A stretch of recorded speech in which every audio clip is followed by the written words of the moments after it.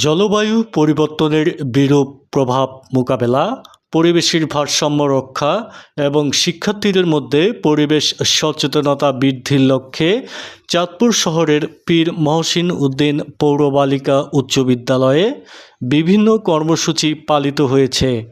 ২৯ June সোমবার সকালে এ উপলক্ষে বিদ্যালয় মিলনায়তনে আলোচনা সভা, শিক্ষার্থীদের অংশগ্রহণে দেয়ালিকা প্রকাশ, বিতর্ক প্রতিযোগিতা এবং বৃক্ষরোপণ কর্মসূচি অনুষ্ঠিত হয়।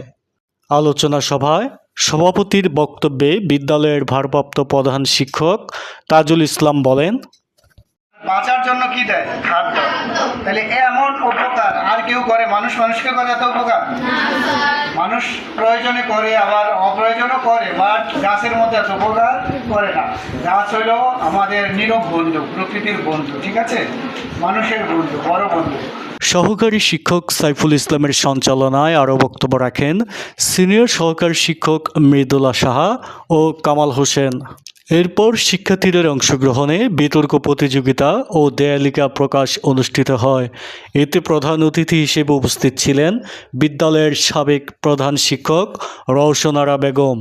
এই সময় তিনি বলেন, গাছ যে আমরা প্রতিটা মুহূর্তে দরকার, এবং মরুভূমিগুলি এখন গাছের হচ্ছে, বিভিন্ন এলাকায় এখন গাছে বিভিন্ন রকম প্রক্রিয়া হচ্ছে এবং এই গাছের গুরুত্ব বোঝা যাচ্ছে। সবশেষে প্রধান অতিথি ও ভারপ্রাপ্ত প্রধান শিক্ষকের নেতৃত্বে বিদ্যালয় প্রাঙ্গণে ফলজ, বনজ ও ঔষধি বৃক্ষরোপণ করা হয়। এম সাদ্দাম হোসেন, আঞ্জুমানের চোখে, চাঁদপুর।